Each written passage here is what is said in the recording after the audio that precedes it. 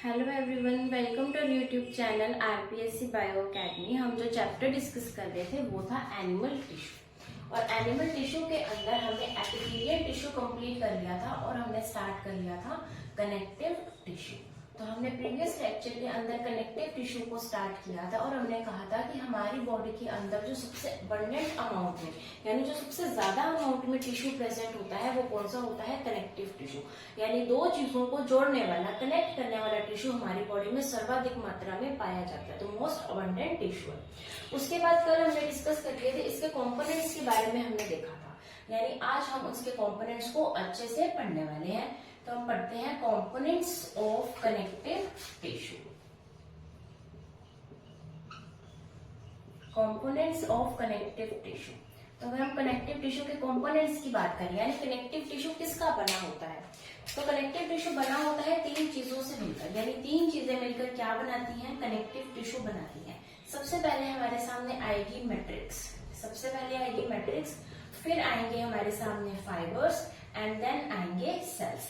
यानी connective tissue होने के लिए हमारे पास ये तीन चीजें होना बहुत जरूरी है। सबसे पहले मैट्रिक्स, फिर फाइबर्स या फिर सेल। ये चीजें क्या है, जैसे कि हम किसी भी चीज को ले लें, अगर हम आज एक रायता को बनाएं, क्या बनाएंगे, आज हम एक रायता बनाएंगे, तो उस रायते के अंदर जो दही है हमारी, क्या है, जो दही है, दही क्या बनेगी, मैट्रिक्स। यानी उसका ग्राउंड टिश्यू, यानी वो सबसे ज्यादा किस चीज से बना हुआ है वो क्या कहलाती है, उसकी मैट्रिक्स। और उसके अंदर प्रेजेंट, यानी हमने इसके अंदर जो जिसका भी रायता डाला, अगर हमने बूंदी डाली है तो बूंदी क्या हो जाएगी, उसके अंदर प्रेजेंट कौन से, फाइबर्स प्रेजेंट हो जाएंगे। और उसके अंदर प्रेजेंट सेल्स, यानी अगर हमने इसके ऊपर कोई भी मसाले वगैरह डाले हैं तो वो क्या हो जाएंगे, अलग अलग तरीके के सेल्स। यानी हमें ये चीज समझ में आ गई कि मैट्रिक्स जो है वो तो एक ही होगी, ठीक है। फाइबर्स जो है वो हम अलग अलग यहाँ पर रख सकते हैं, और सेल्स जो है वो हमें बहुत ही डिफरेंट तरीके के यहाँ पर देखने को मिलेंगे। उसी तरीके से जो है कनेक्टिव टिश्यू भी बना होता है। ये सिर्फ एक एग्जांपल से समझाया है कि इसका हमें थोड़ी सी बेसिक नॉलेज हो जाए कि मैट्रिक्स आखिर होती क्या है। मैट्रिक्स वो होती है जिससे ये मोस्ट ऑफ द टिश्यू बना होता है, ठीक है। फाइबर्स उसके अंदर प्रेजेंट होते हैं और सेल्स भी उसके अंदर प्रेजेंट होते हैं, और सेल्स जो होते हैं वो बहुत ही प्रकार के, यानी डिफरेंट टाइप ऑफ सेल्स इसके अंदर प्रेजेंट होते हैं।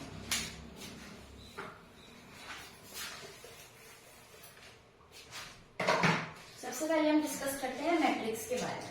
तो अगर हम बात करें मैट्रिक्स, तो मैट्रिक्स वो होती है जिससे ये कम्प्लीटली बना होता है, इसका ग्राउंड टिश्यू जिससे ये बना होता है। अगर हम मैट्रिक्स की बात करें तो मैट्रिक्स हो सकता है सॉलिड हो सकता है कि मैट्रिक्स कैसी हो, लिक्विड हो, और हो सकता है कि ये सेमी सॉलिड या फिर सेमी लिक्विड हो। तो ये तीन तरीके की मैट्रिक्स जो है वो हमारे सामने देखने को मिलती है। हम लिक्विड को क्या बोल सकते हैं, हम लिक्विड को फ्लूइड भी बोल सकते हैं। तो semi solid, semi fluid, semi liquid एक ही बात होगी। तो या तो मैट्रिक्स सॉलिड हो सकती है, या तो लिक्विड या फिर फ्लूइड हो सकती है, या फिर सेमी सॉलिड हो सकती है। तो अगर हम बात करें सॉलिड की, सॉलिड मैट्रिक्स हमें देखने को मिलेगी बोन्स के अंदर। बोन्स की जो मैट्रिक्स होती है वो कैसी होती है, सॉलिड होती है। अगर हम बात करें लिम्फ की, फ्लूइड की, तो ये हो जाएगी ब्लड एंड लिम्फ के अंदर। तो ब्लड एंड लिम्फ की जो मैट्रिक्स होती है वो कैसी होती है, ब्लड एंड लिम्फ की मैट्रिक्स होती है लिक्विड या फिर फ्लूइड। फिर सेमी सॉलिड या फिर सेमी फ्लूइड ये हमें देखने को मिल जाएगी कार्टिलेज की, या हम कह सकते हैं जब हम आगे आने वाली क्लासेस में पढ़ने वाले हैं एरियोलर टिश्यू। तो कार्टिलेज एंड एरियोलर टिश्यू की जो है बनी होती है मैट्रिक्स कैसी, सेमी सॉलिड, ठीक है। तो हमारी मैट्रिक्स सॉलिड भी हो सकती है, लिक्विड भी हो सकती है, सेमी सॉलिड भी हो सकती है। उसके अलावा अगर हम बात करें कि मैट्रिक्स आखिर बनी किसकी होती है, कौन सी चीज मिलकर क्या बनाती है, मैट्रिक्स बनाती है, तो हमें पता होना चाहिए कि मैट्रिक्स बनी होती है म्यूकोपॉलीसैकेराइड की। मैट्रिक्स ऑफ कनेक्टिव टिश्यू किसकी बनी होती है, म्यूकोपॉलीसैकेराइड। और पॉलीसैकेराइड से हम ये समझ सकते हैं कि ये क्या है, एक तरीके का कार्बोहाइड्रेट है। तो कार्बोहाइड्रेट की बनी हो सकती है, या हम कह सकते हैं म्यूकोपॉलीसैकेराइड की बनी होती है। तो म्यूकोपॉलीसैकेराइड का कौन सा ऐसा कंपाउंड है जिससे मैट्रिक्स बनी होती है, तो हम स्पेसिफिकली अगर बात करें तो हम कहेंगे hyaluronic एसिड की। किसकी बनी होती है, hyaluronic एसिड की ये बनी होती है, ठीक है। हमने ये प्रीवियस लेक्चर के अंदर भी डिस्कस किया था कि hyaluronic एसिड क्या है, इसका क्या काम है। तो अगर हम बात करें hyaluronic एसिड, तो यानी हमारा जो सबसे ज्यादा अमाउंट में अगर प्रेजेंट है कोई टिश्यू तो वो कौन सा है, कनेक्टिव टिश्यू। हमारी बॉडी में सबसे ज्यादा कनेक्टिव टिश्यू प्रेजेंट है। कनेक्टिव टिश्यू किसका बना होता है, मैट्रिक्स का। मैट्रिक्स के अंदर क्या प्रेजेंट है, hyaluronic एसिड। यानी हमारी बॉडी के अंदर hyaluronic एसिड की मात्रा जो है वो काफी अच्छी है। तो इस hyaluronic एसिड ये काम क्या करेगा हमारी बॉडी में, एक तो ये मैट्रिक्स मैट्रिक्स बना रहे हैं, तो मैट्रिक्स बनाने के अलावा ये हमारी बॉडी के अंदर हाइड्रेशन का काम भी करेगा, यानी हमारी बॉडी को हाइड्रेट रखेगा, हमारी बॉडी को लुब्रिकेट रखेगा। तो हमारी बॉडी को हाइड्रेट एंड लुब्रिकेट रखने का काम भी कौन करता है, ये हाइलुरोनिक एसिड। इसी वजह से कॉस्मेटिक्स के सामान के अंदर हाइलुरोनिक एसिड डाला जाता है, वो स्पेसिफिकली शो किया जाता है। कुछ क्रीम्स के अंदर, कुछ सीरम्स के अंदर, कुछ शैम्पूज के अंदर आप देखोगे कि वहां पर लिखा होता है हाइलुरोनिक बेस्ड शैम्पू।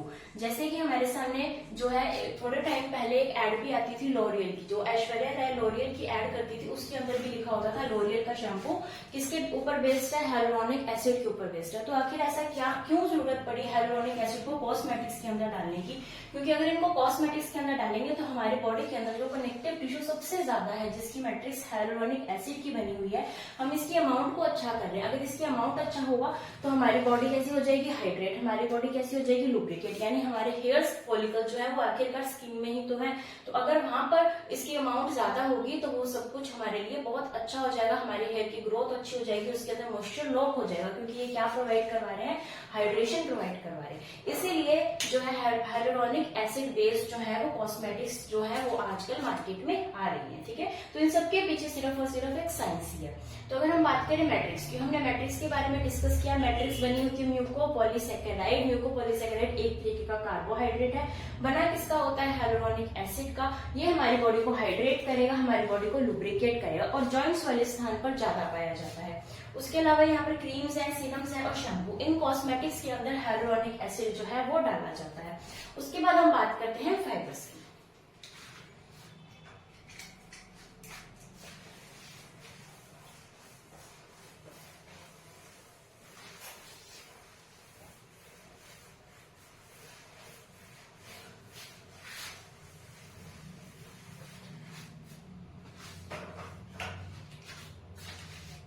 उसके बाद हमारे सामने आ जाएंगे फाइबर्स।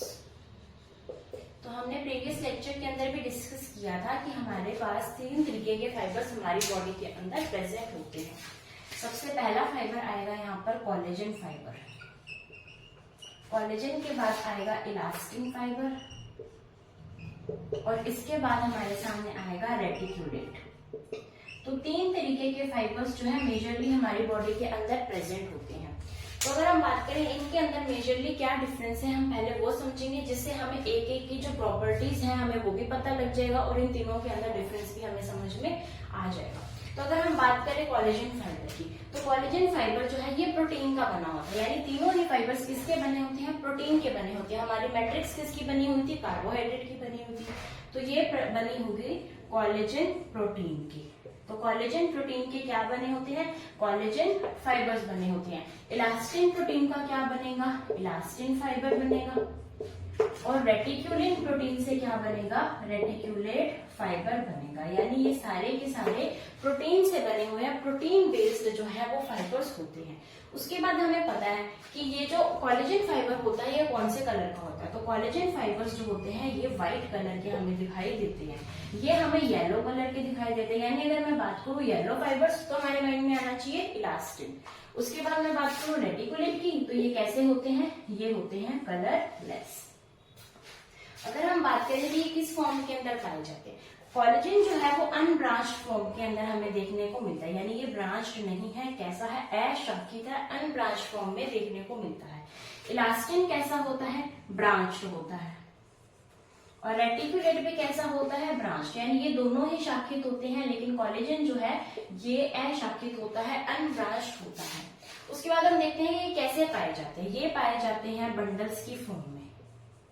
तो जो कोलेजन फाइबर्स है ये बंडल्स की फॉर्म में पाए जाएंगे। इलास्टिन सिंगल, यानी एक ही रूप में पाया जाएगा, एक ही अकेला इलास्टिन प्रेजेंट होगा, और ये भी कैसे प्रेजेंट होंगे, सिंगल प्रेजेंट होंगे। और इनके जो बंडल्स हैं इन्हें बोला जाता है फैशिया। तो कोलेजन फाइबर्स के बंडल्स को क्या कहा जाता है, कोलेजन फाइबर्स के बंडल को फैशिया कहा जाता है। तो हमने क्या देखा कि ये कोलेजन प्रोटीन का बना है, ये इलास्टिन प्रोटीन का बना है, ये रेटिकुलिन प्रोटीन का बना है। ये व्हाइट कलर के होते हैं, ये येलो कलर के होते हैं और ये कलरलेस होते हैं। ये अनब्रांच्ड है, ये ब्रांच्ड है और ये भी ब्रांच्ड होते हैं। ये बंडल्स में प्रेजेंट है, ये सिंगल में प्रेजेंट होते हैं, ये भी सिंगल प्रेजेंट होते हैं। उसके बाद हमें इसका नाम ही बता रहे हैं इलास्टिन, यानी इलास्टिक कौन होंगे, यही होंगे, हमारी बॉडी को इलास्टिसिटी प्रोवाइड करवाएंगे। तो ये कैसे होंगे, इलास्टिक। ये कैसे होंगे, नॉन इलास्टिक, और ये भी कैसे होंगे, नॉन इलास्टिक। ठीक है। उसके बाद यहाँ पर आती है एक बात कि अगर कोलेजन फाइबर को हीट दे दी जाए, अगर कोलेजन फाइबर को हीट दे दी जाए तो यहाँ पर जेलेटिन लाइक सब्सटेंस बनता है। तो जेलेटिन लाइक सब्सटेंस की फॉर्मेशन हो जाती है अगर कोलेजन फाइबर को क्या कर दिया जाए, हीट प्रोवाइड कर दी जाए। उसी तरीके से अगर इलास्टिन को हम बात करें तो इलास्टिन जो है वो हाईली रेजिस्टेंट है, हाईली रेजिस्टेंट है किसके प्रति, केमिकल्स के प्रति, यानी इसको केमिकल्स के प्रति कोई ज्यादा इफेक्ट नहीं पड़ेगा, केमिकल्स से ये प्रभावित नहीं होता। कौन, इलास्टिन फाइबर। तो ये हाईली रेजिस्टेंस है किसके प्रति, केमिकल्स के प्रति। और जो रेटिकुलिन है ये हमारे लिम्फोइड ऑर्गन्स के अंदर प्रेजेंट होता है। तो लिम्फोइड ऑर्गन्स के अंदर कौन सा फाइबर प्रेजेंट होता है, रेटिकुलेट फाइबर जो है वो प्रेजेंट होता है। उसके अलावा हम बात करें कि इसको स्टेन करने के लिए हमें सिल्वर के कंपाउंड्स चाहिए, तो इसको स्टेन करने के लिए हमें सिल्वर के कंपाउंड्स चाहिए, ये थोड़ा सा इंपॉर्टेंट हो जाता है। तो हमने किसके बारे में बात की, हमने सबसे पहले मैट्रिक्स के बारे में बात की कि कनेक्टिव टिश्यू की मैट्रिक्स किस तरीके की होती है। फिर हमने स्टार्ट किए फाइबर्स, यानी हम क्या बात कर रहे हैं, अभी तक हमने क्या बात कर ली कि ये जैसे कि हमारा कनेक्टिव टिश्यू का एक पार्ट है, ये इसके अंदर क्या प्रेजेंट है, सारी जगह पर मैट्रिक्स प्रेजेंट है। तो हमने ये बात कर ली है कि इसकी जो मैट्रिक्स है वो म्यूकोपॉलीसेकेराइड या फिर हाइलुरोनिक एसिड की बनी होती है। हो सकता है ये बिल्कुल सॉलिड हो, जैसे दही जमा जमा सा होता है तो वो कैसा होता है, सॉलिड होता है। हो सकता है बिल्कुल ही लिक्विड टाइप हो, जैसे कि दूध है तो वैसा लिक्विड भी हो सकता है। हो सकता है ये सेमी सॉलिड हो, यानी अगर हम दही के अंदर थोड़ा सा दूध मिलाकर उसको मिक्स कर दे तो कैसा बन जाएगा, सेमी सॉलिड बन जाएगा।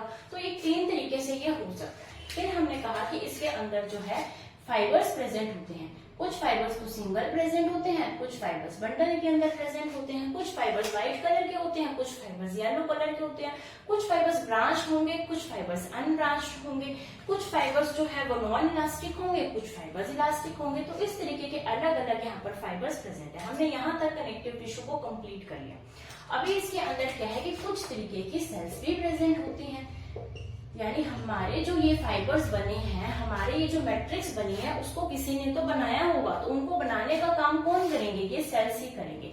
तो ये सेल्स क्या करेंगे, ये सेल्स जो है वो इन सबको बनाएंगे, यानी फाइबर्स जो यहाँ पर बने हैं उनको भी बनाएंगे, इसकी जो मैट्रिक्स बनी है उनको भी बनाएंगे। तो ये काम करेंगे सेल्स, यानी सेल्स हमारे लिए बहुत ही इंपॉर्टेंट रोल जो है वो प्ले करते हैं। तो सेल्स हमारे लिए बहुत इंपॉर्टेंट है, उनको हम अभी पढ़ने जा रहे हैं। और सेल्स से जो है वो क्वेश्चन आया भी हुआ है हमारे ग्रेड 1 के अंदर। तो सेल्स का पार्ट हमने बहुत अच्छे से करना है।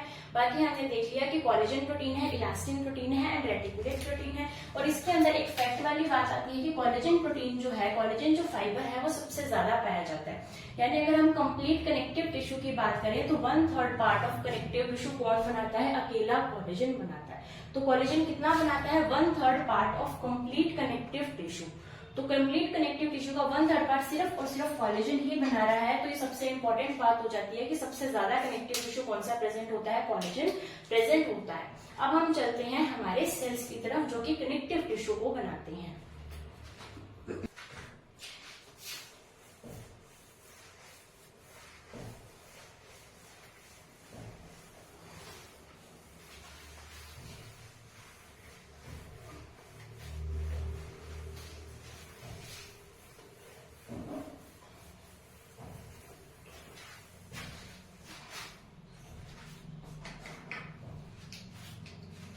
अभी हम पढ़ते हैं थर्ड पार्ट इसका, सेल्स ऑफ कनेक्टिव टिश्यू। क्या पढ़ने वाले हम, सेल्स के बारे में पढ़ने वाले हैं। तो हम मेजरली यहाँ पर अबाउट 7 सेल्स पढ़ेंगे जो कि हमारे लिए इंपॉर्टेंट है और जहां से क्वेश्चन आते हैं। सबसे पहला सेल हम पढ़ने वाले हैं फाइब्रोब्लास्ट। सबसे पहला सेल कौन सा आएगा, फाइब्रोब्लास्ट सेल। तो अगर हम बात करें फाइब्रोब्लास्ट सेल की, तो ये जो फाइब्रोब्लास्ट सेल है ये कैसा होता है, इसकी शेप होती है इररेगुलर। कैसे शेप होगी, इररेगुलर शेप का होगा, यानी इसकी कोई भी रेगुलर शेप नहीं है, हम इसकी शेप का निर्धारण नहीं कर सकते। इररेगुलर शेप का फाइब्रोब्लास्ट हमें देखने को मिलते हैं। अब हम बात करें फाइब्रोब्लास्ट की, इतने सारे यानी हमने अराउंड 7 सेल्स पढ़ने, उन सबसे 7 सेल्स के अंदर सबसे लार्ज साइज का कौन सा होता है, फाइब्रोब्लास्ट। यानी साइज में सबसे बड़ा कौन सा होगा, फाइब्रोब्लास्ट होगा। सबसे ज्यादा नंबर में कौन होगा, फाइब्रोब्लास्ट होगा। तो सबसे बड़ा भी यही है, सबसे ज्यादा नंबर में भी यही प्रेजेंट है, इररेगुलर शेप का ये है। उसके बाद हम बात करें, हमने कहा कि यहाँ पर जो मैट्रिक्स है वो भी कोई ना कोई सेल तो बनेगा, तो मैट्रिक्स बनाने का काम भी कौन करेगा, मैट्रिक्स बनाने का काम करेगा फाइब्रोब्लास्ट। मैट्रिक्स भी यही बनाएगा। उसके अलावा हमारे जो येलो फाइबर्स हैं एंड व्हाइट फाइबर्स हैं वो भी यही बनाएगा। Yellow fibres and white fibre से क्या मतलब है, येलो फाइबर से मतलब है कि हमारे इलास्टिन फाइबर्स, और व्हाइट फाइबर से मतलब है कोलेजन फाइबर्स। यानी collagen fibres and elastin fibres की फॉर्मेशन भी फाइब्रोब्लास्ट ही करता है। सबसे ज्यादा नंबर में प्रेजेंट है, इसका साइज भी सबसे बड़ा है, इररेगुलर शेप का ये है। लेकिन फिर भी इस फाइब्रोब्लास्ट को अनडिफरेंशिएटेड सेल्स माना जाता है। अनडिफरेंशिएटेड का मतलब है अविभेदित कोशिकाएं, तो इन्हें अनडिफरेंशिएटेड सेल्स माना जाता है। क्यों माना जाता है,